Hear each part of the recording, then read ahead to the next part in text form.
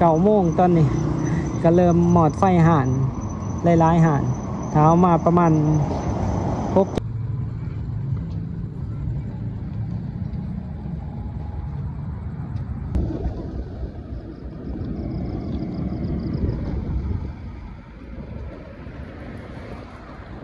สบายดีกันเบิดสุขุสุคนตอนนี้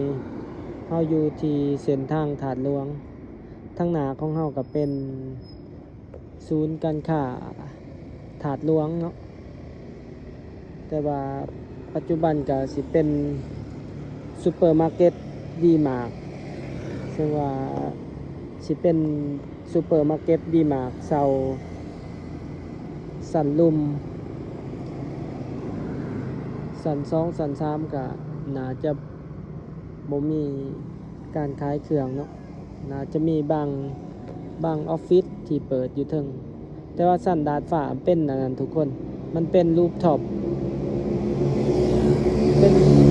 เป็นรูฟท็อปเนาะบอนหารอาหารนั่งชมวิวทุกคนอยู่ด้านบนมื้อนี้ก็มาทางนี้ก็เลยถ่ายทุกคนเบิ่งบรรยากาศในเขตนี้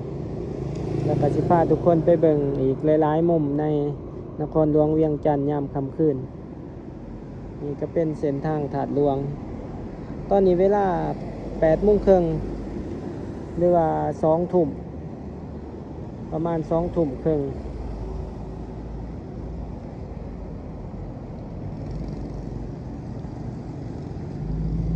เดี๋ยวไปขี่เลาะเบิ่งหลายๆบอนทุกคนในมื้อนี้ก็สิเป็นคลิปเลื่อยเปื่อยพาทุกคนเบิ่งหลายๆบอน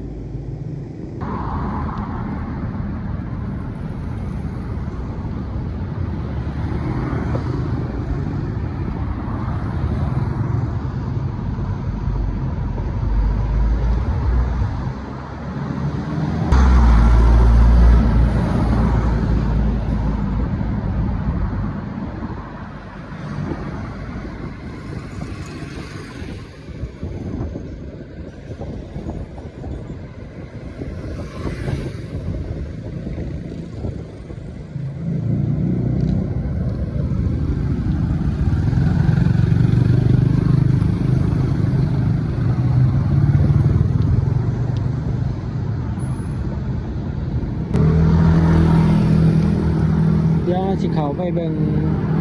ถาดหลวงทุกคนยามค่ำคืนบรรยากาศเป็นจังไดเขามาที่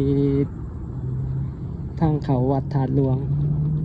แล้วสิออกไปทางเดินถาดหลวง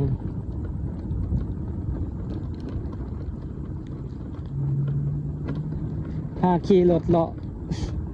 าะลินทุกคนวันนี้ก็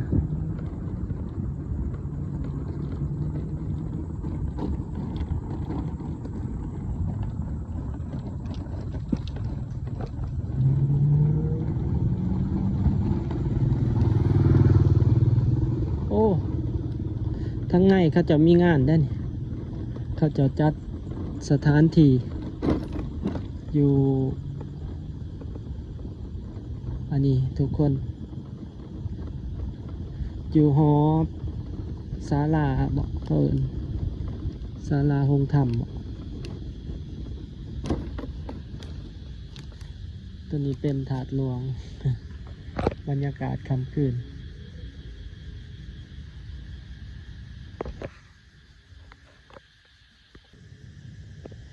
สำหรับผู้ใดที่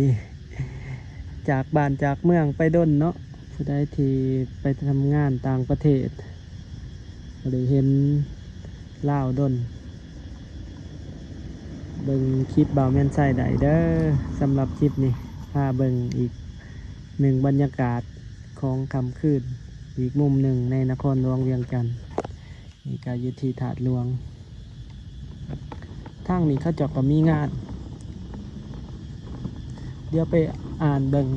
มีป้ายเขาเจาะติดไว้พระอาจารย์ใหญ่มหาบุญมาสิมมาพรหมอ๋องานที่ว่าเพิ่นละสังขารบ่ได้เข้ามานี่ดนเลยบ่ฮู้หยัง ละสังขารวันที่17 เมษาอ๋อ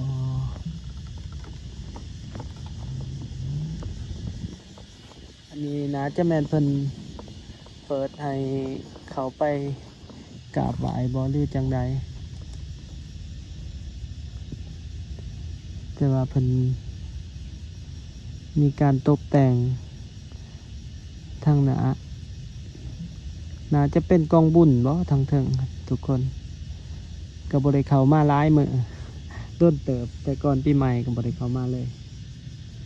เดี๋ยวมื้อหน้าเฮาจังสิพาทุกคนมาเบิ่งยามกลางวันเดี๋ยวขี่ออกไปนอกเนาะ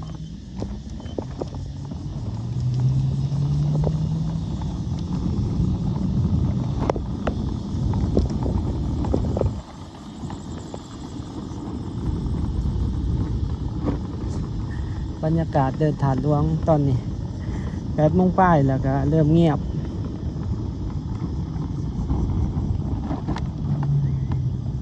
ต่างๆเดี๋ยวสิพาทุกคนลงไปทางน้องบอนก็ไปเบิ่งบรรยากาศเส้นทางแถวตลาดเสาวอหรือว่าดงปลาลานไปบ่ได้ออกมากลางคืนโดนละทุกคน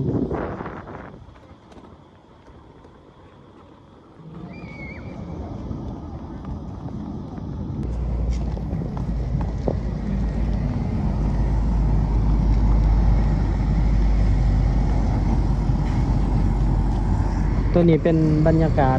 ตลาดแรงถาดหลวงทุกคนทั้งหนาก็มีแต่ห่านขายเคสโทรศัพท์ต่างๆเนาะ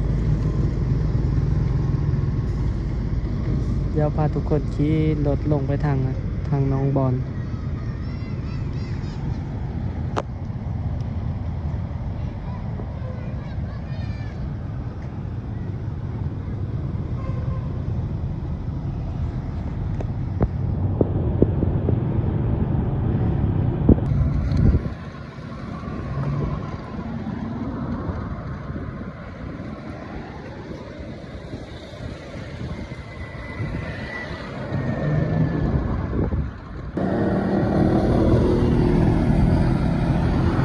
อันนี้เป็นถนนน้องบอนทุกคน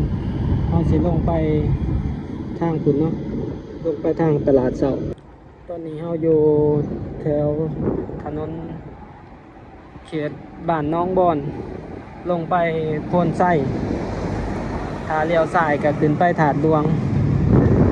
แต่นี้เราสิเลี้ยวขวาลงไปโพนไส้ทุกคนโพนไส้หน้าไส้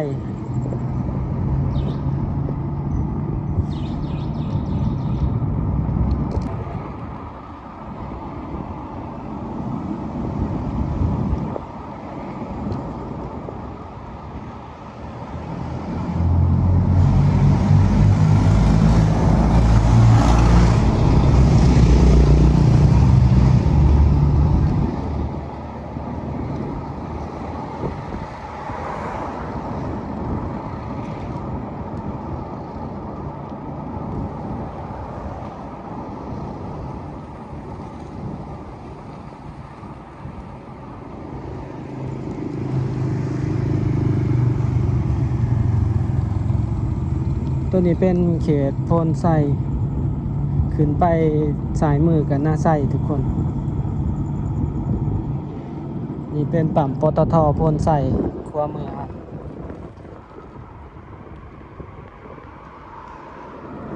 บรรยากาศค่ำคืนกาสิเม็ดเมิดแน่แถวนี่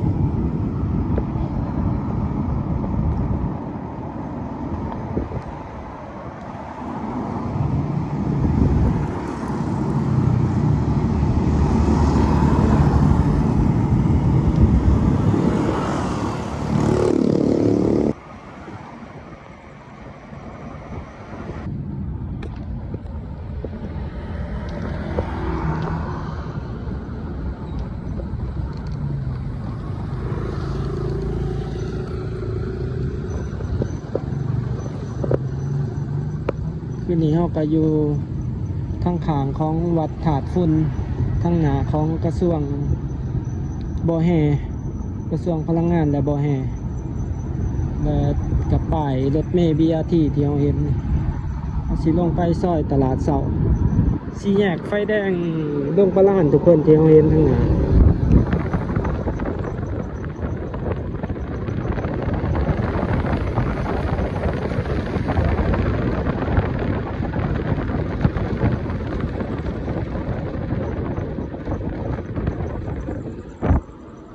โอ้มาเขตนี้มืดขนาดนี่เป็นซอยตลาดเสา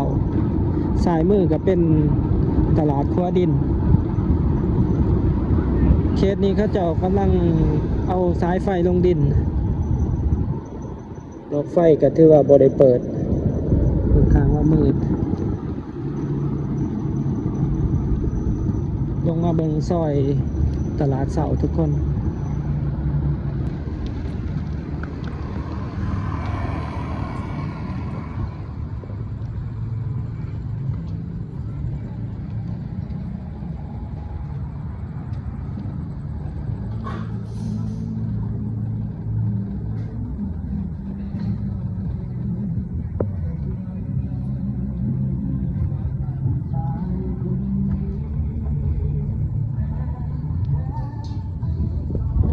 จะขายของกินซุปอยู่ทางขางตอนนี้ถนนเส้นนี้ก็สิออกไปสอดถนนลานสร้าง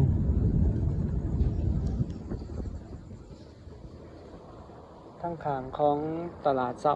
ทุกคนตลาดเสาตึกใหม่ทางหน้าเขาก็เป็นธนาคาร JDB เดี๋ยวเราจะไปอีกซอยอื่นเนาะ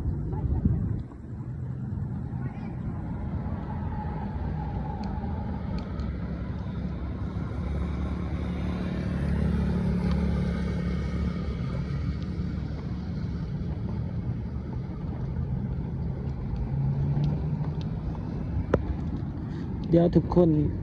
เดี๋ยวสิพาทุกคนออมกลับไปซอยดงปลาลานเงียบขนาดตอนนี้บ่มีคนยางส่วง9 โมงย่างแหละตอนนี้ซื้อเข้าไปนี่กับประตูใส่ละเดี๋ยวพาทุกคนโค้งไปซอยดงปลาลานแล้วก็สิขึ้นไปแถวโพนชีนวลเด้อทุกคนปลาล้าน9 โมงตอนนี้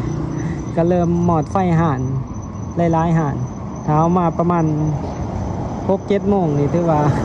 แต่ละห่านนี่ฝ่ายโฆษณานี่ไฟหุงเต็มที่เป็นบรรยากาศถนนดงปลาล้านเป็นดงโทรศัพท์ในเขตนี้ห่านโทรศัพท์หลายสุด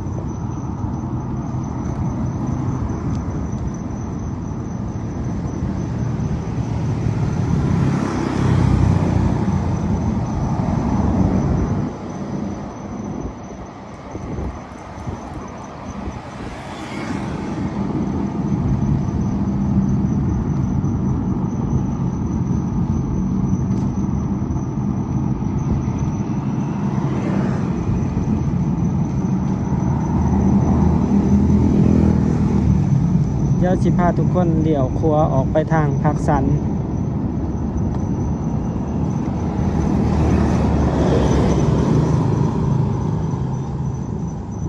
เนาะเลี้ยวขวาออกมัน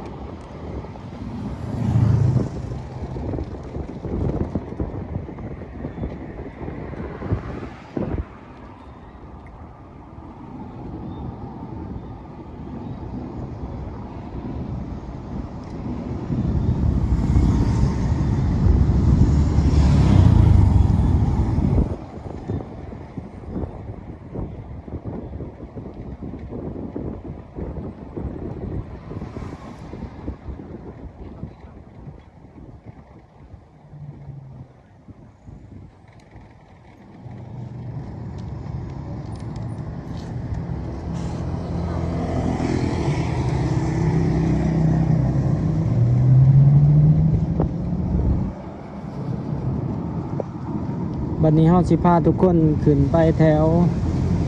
โพนสีนวลทุกคนไปเบิ่งแถวซอยโพนสีนวลยามค่ำคืนเขตที่ว่ามีธุรกิจหลาย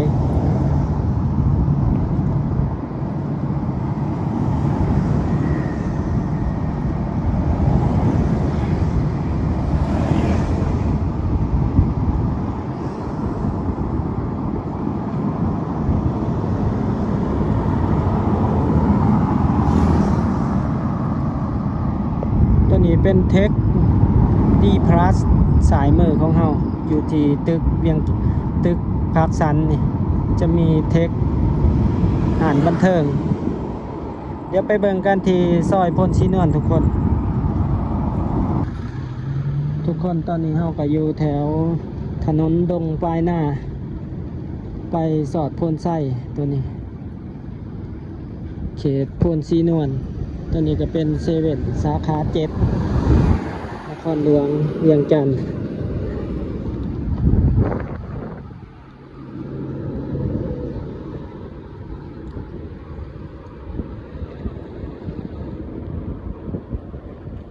สิพาทุกคนเข้าไปทางซอยพลสีนวลที่ว่ามีโรงแรมมีอาหารหลายพาทุกคนไปเบิ่งยามค่ำคืนสิมีบรรยากาศจังไดเพราะว่าอยู่หันมันก็สิมีอาหารบันเทิงเกาหลีหลายในเขตนั้นสิเป็นโซนของชาวเกาหลีอาศัยอยู่หลายในเขตพลสีนวลนี่คืออาหารแถวนี้ส่วนใหญ่ก็สิเป็นธุรกิจชาวเกาหลีมีอาหารขายกระเป๋านี่สายมือนี่แล้วก็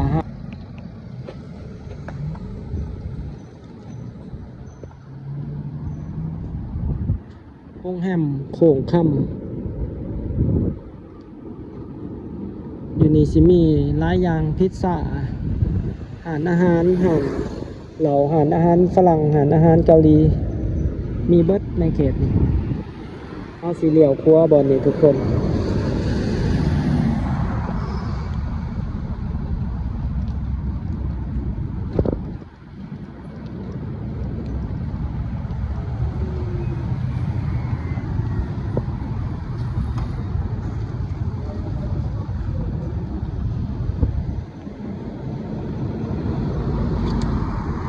สูงที่เราเห็นก็สิเป็นโรงแรมเมืองแท่งในเขตนี้ก็สิมีอาหารนวดคาเฟ่สตาร์บัคแล้วก็อเมซอนมีเชียแล้วก็เป็นซูเปอร์มาร์เก็ตตอนนี้กอกมาร์ท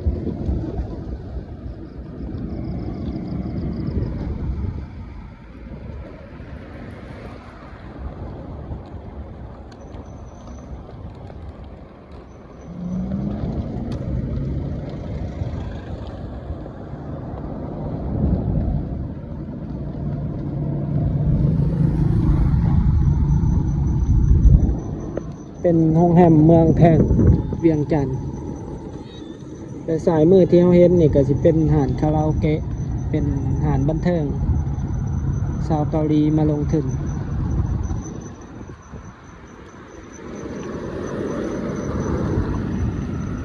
ก็สิมีหลากหลายอย่างทุกคนอยู่ในซอยนี้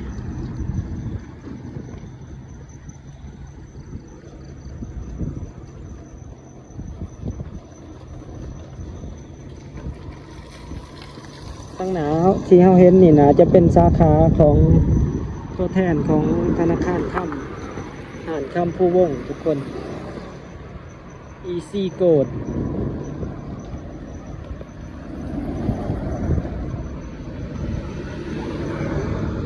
นี่ก็เป็นบรรยากาศค่ำคืนทุกคนวันนี้ก็พาทุกคนเบิ่งหลายๆซอยหลายๆมุมตัดให้เบิ่งเป็นส่วงเด้อทุกคน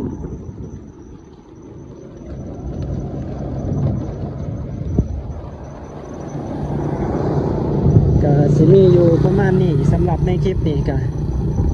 พาทุกคนเลาะกลางคืนตอนนี้ก็เวลา9 โมงหรือว่า 3 ทุ่มเนาะถ้าเว้าเป็นโมงไทย